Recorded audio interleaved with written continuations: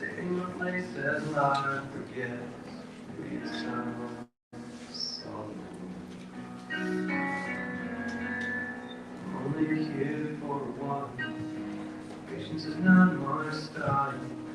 And I'm so tired that I gotta go. What am I supposed to right now? What am I supposed to do? Did you really think I wouldn't see this through?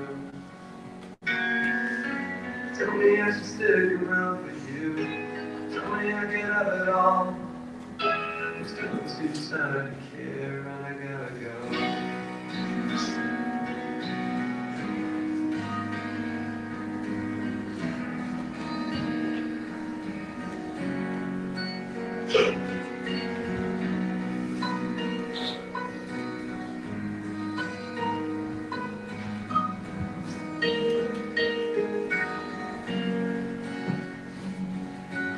I get to go home in 1 week, but I'm leaving home in 3 weeks.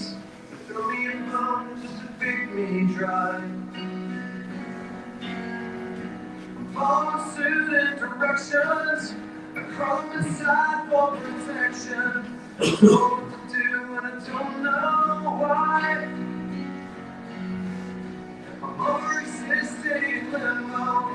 I'm on mid-septimus. I don't mind if I just fade away. I'm ready to live with my family. I'm ready to die in obscurity. 'Cause I'm so tired that I gotta go. Oh, where am I supposed to run now? What am I supposed to do? 'Cause I don't think I'm gonna see this through.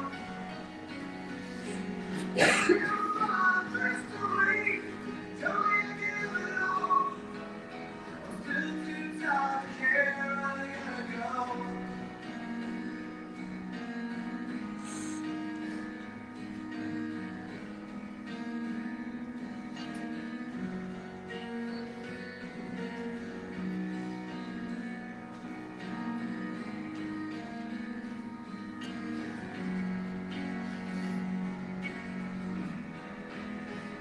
Oh, yeah.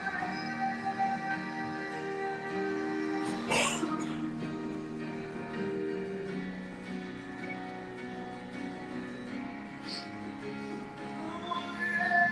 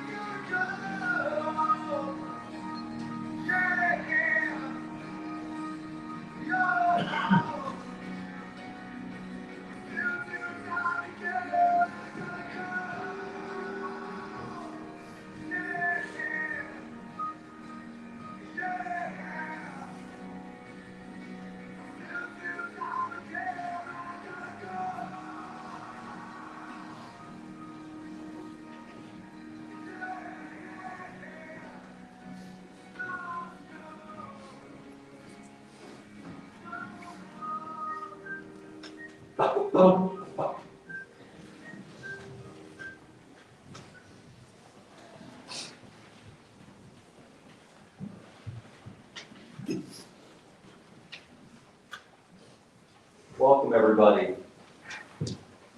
We had a feeling we'd have to pack them in today, and we certainly did. We used every chair we had. I tell you what, when you get to this point, that's kind of what matters. Money, fame, none of that matters. It's who you have, and you have a lot of people. So, the other day when Dave passed away, John Piersbacher, the owner of the funeral home, I'm sure all of you know, he told me, he said, hey, this is the situation, this is what's going on, and he said, you're just going to love these guys. And I said, why? He goes, just meet him, you'll see. And now I know what he meant. You have all been exceptional through a simply impossible task. Impossible. And now, one thing I want to comment on for a second is grief. As you can imagine, I see a lot of grief in my life, doing what I do. I see it every day. Every day I see people in the worst seconds, the worst minutes of their lives. Sometimes it's my own grief, but 99% of the time, I'm walking people through their journey, their grief journey, helping them take the next step. One thing I've learned, people grieve differently. You know, people will tell you there's a right way, there's a wrong way, there's a good way, there's a bad way. But people grieve differently. Rational people become irrational, and it just happens. That's just part of it. There is no right or wrong way, there is just your way. And another thing that I have learned in my time, you can tell a lot about the relationship a family had with the person who passed away. It's very obvious in their mannerisms, in their speech, everything. You can really tell what that relationship was by how they grieved. Now, I'm far from a psychiatrist, but when you see enough of something, you get a pretty good gauge on things. And I have seen little snippets of your grief, of the family's grief. Bouts of crying, followed by bouts of laughter. And no matter how sad you are at Dave's passing, which is very apparent, the memories of him and just his mannerisms, his way of doing things, have absolutely, I've seen it multiple times, have forced them to stop crying and start laughing because of the things he did and the things he said. They've had no choice. That laughter just overtook that crying. And that has been an amazing thing to see. The sting of death, the problem with death is it takes away those new memories. But the one thing it can never do is abolish the old. Those memories will keep you going, they're going to make you cry, and with him they're certainly going to make you laugh. His jokes, his pranks that Jenny was pretty clear wanted to make her punch him in the face. And I told her, I said, well, you kind of knew what you were getting into. It's kind of hard to get mad at him. And sometimes his new hobbies that would correlate with ridiculous purchases. A drone to spy on people he didn't like. If there's anything more Meltzer than that, I'm not playing.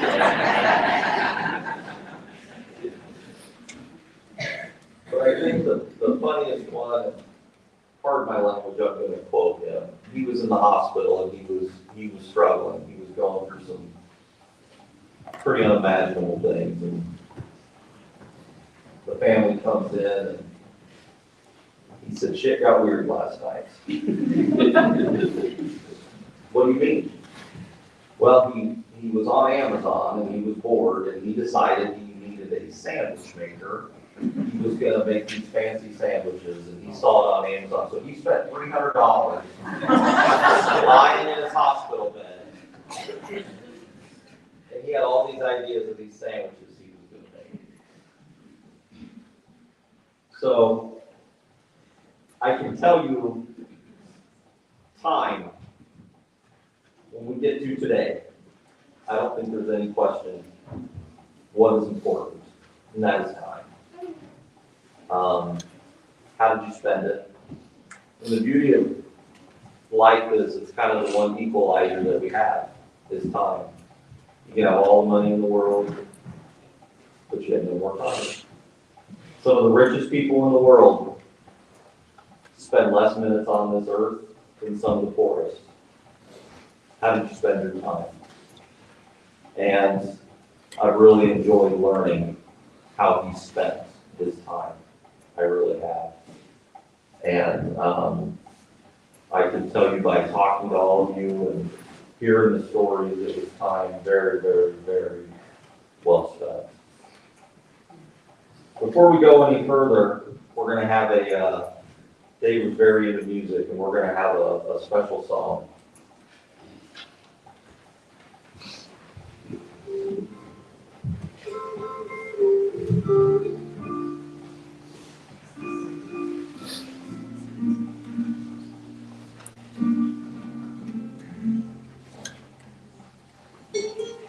He looked down into my eyes and said, say a prayer for me. Through all around me, whisper God will keep us free. They could hear the riders coming. He said, this is my last fight. If they take me back to Texas, they won't take me back to life. That was Sarah Spanish angel at the altar of the sun. They were praying for the Lord in the back of the gun. When the battle stopped and the smoke cleared, there was thunder from the throne. And Sarah Spanish angel took another angel home.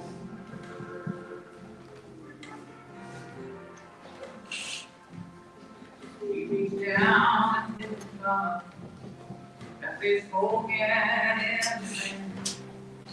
She said, Father, please forgive me. I can't make it without my man.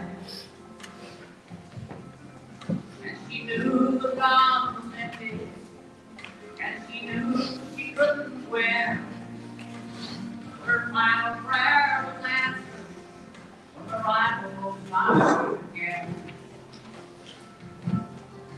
There were 7 Spanish angels at the altar of the sun.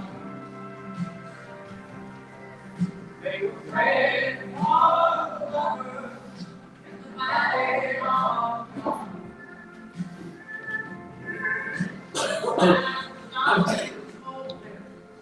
There was thunder from the throne. And 7 Spanish angels took another angel home. There was 7 Spanish angels at the altar of the sun. They were praying for the Lord in the valley of the gun. When the battle stopped and the smoke cleared, there was thunder from the throne. 7 Spanish angels took another angel home. All right, y'all, get me now. There were 7 Spanish angels at the altar of the sun. Oh, I believe they were praying for the lovers in the valley of dawn.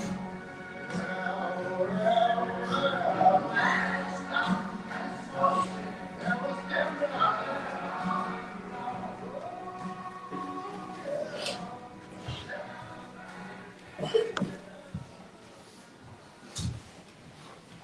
Jimmy asked me to do this. I said, I don't know if I'm not really sure. I didn't have community issues. I married these guys fall of 2011, and it's been pure bliss ever since.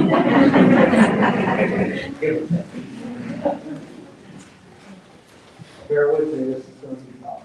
David was so talented, so many things that he was just an amazing guy. He could fabricate, Two was taxidermy, musician, he's a good cook. You know, he was gonna bring, was gonna cook up something. Raised four great kids, had a wonderful family, good God, we had over 500 people in the yesterday. And he was tough, right? He was tough. I'll tell you how tough he was. One time Jenny called me, said she had spiders in the house. So anyway, I'm spraying around, he's got them around the ceiling and stuff.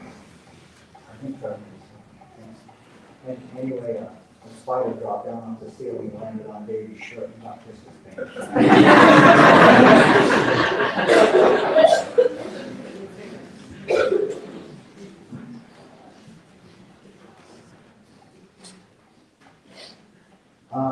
Another thing, he was a really good fisherman. I got a story to tell about a fishing trip.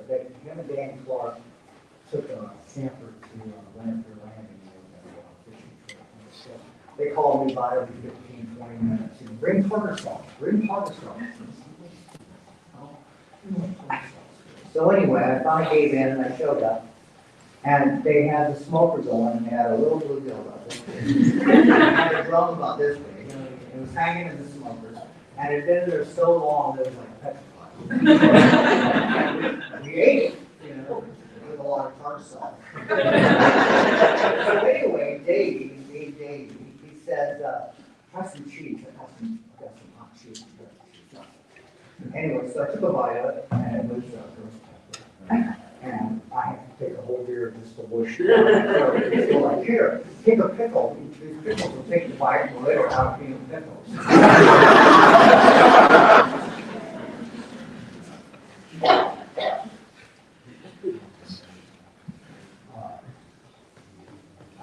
Another time, and this involves Mr. Hector, he's fighting his own furnace for him.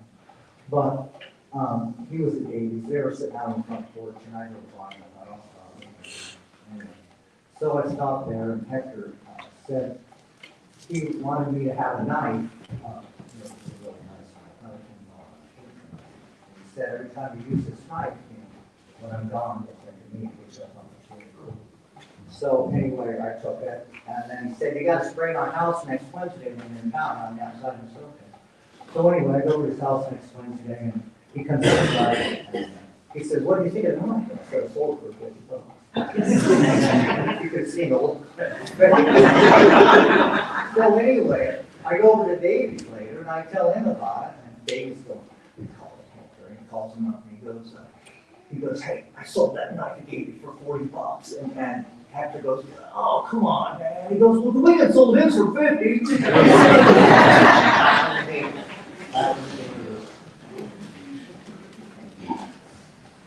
He's a heck of a guy. You guys already know that. There'll never be another Davey. For me, Melcher will never be the same without Davey. I was lucky to have him as a friend.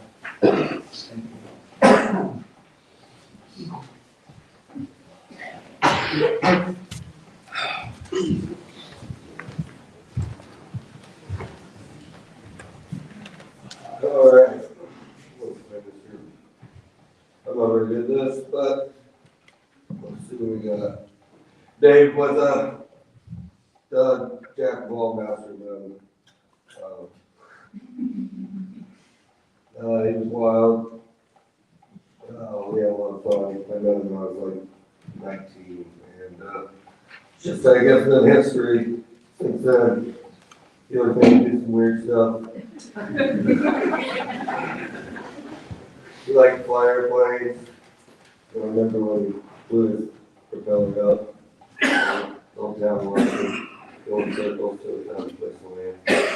And one time I was out there and I wanted to fly his airplane. I had to for it took me all day. I went home and got the title of my car and I signed it and gave it to him. And he puts me in the field with his airplane and he stands back across the road and he's trying to tell me how to do this. And I did what he said. I left the ground and went straight up in the air. And I went straight down. And Dave's my ear, so he told me how to land it. And I was panic. And I got it off the ground, I got it back on the ground, and Dave says, don't do it, just stay where you are. And, yeah, I got lost in the car that day. But anyway, another time he called me and said, hey, come out, I got an idea. Hey, I'm and so I sat in a sled across the street, and I held on to his parachute, and he said, you'll be all right. And I slid across the ground, and it worked. So then, he tied the chain around me. And around the light pole. And he put it on my back.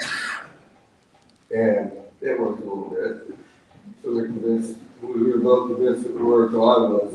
So the next day I wanted to really try it out. And he told me I probably shouldn't do it. It was going to make it that big. Yeah.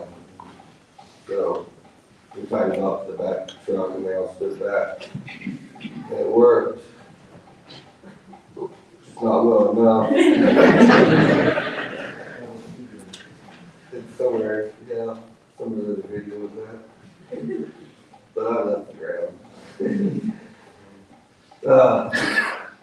Dave sat there with me and saved my life.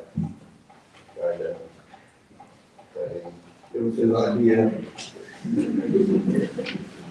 But he was a hell of a guy, and I can honestly say I probably wouldn't be the guy I am today if I hadn't met him. I would have met the people that I've met in my life and had relationships that I had. So, I appreciate that. Family, love you guys. Appreciate let me be part of your lives, my family, and yeah, you're a hell of a boy. I don't much more what else to say, so love you guys. Be safe.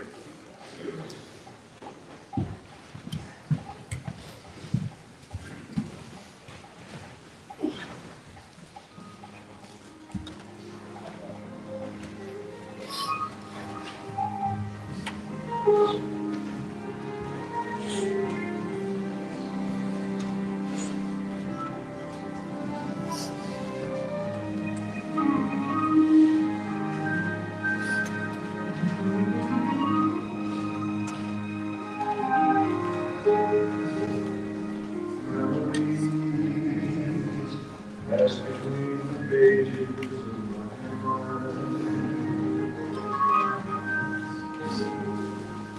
memories sweeping the ages just like wine. Quiet thoughts come flowing out, so softly to the ground, like gold bobbies around their feet. I touched them and they burst apart with speed. Memories,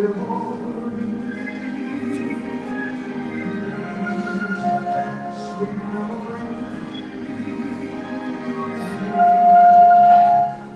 of holy hands and red bouquets and twilight trembling purple haze and laughing eyes and simple ways and quiet nights and gentle days with you.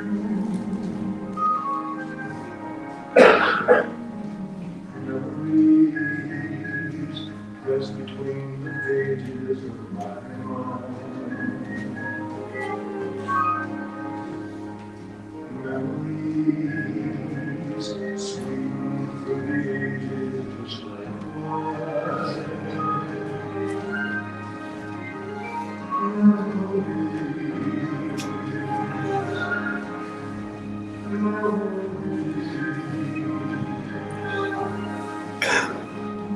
Of holy hands and red bouquets and twilight trembling purple haze, and laughing eyes and simple ways and quiet nights and gentle days with you. Press between the pages of my heart. Memories stream through the ages now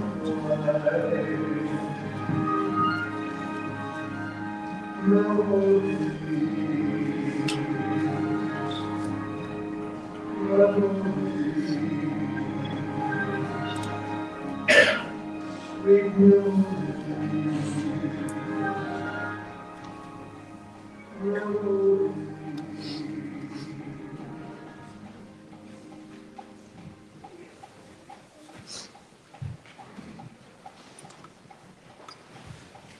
You guys really missed the boat on a reality show.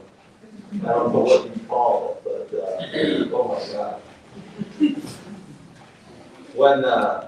When you started, Chris, and said we did some weird stuff, you weren't kidding. Folks, we're at the, part of our day where, we're gonna head out to the cemetery and, put Dave in his final resting place. Afterwards, there's a meal downstairs. How we're gonna kind of dismiss today, logistically, it's a little trickier than normal with as many people as are in here, which is a great problem. We're actually gonna dismiss the balcony, and we're actually gonna have you guys come down if you would like to see him again, and then exit back out. And then our staff will start to dismiss everybody from the back forward. You certainly don't have to come up front. You can head out the doors if you like.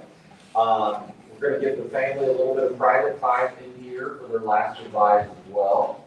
And then at that point, we're going to process out to the cemetery. Anybody that can't make it out but would like to stick around, feel free to stick around here, have a cup of coffee, chat, and you're welcome. So,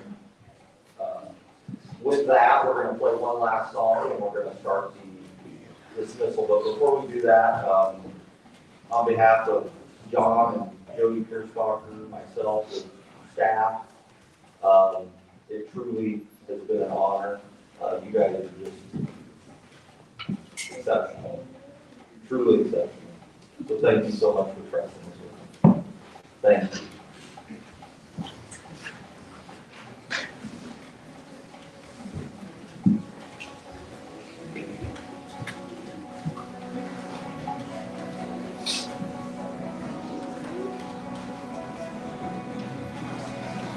Can't believe that you got me so tired.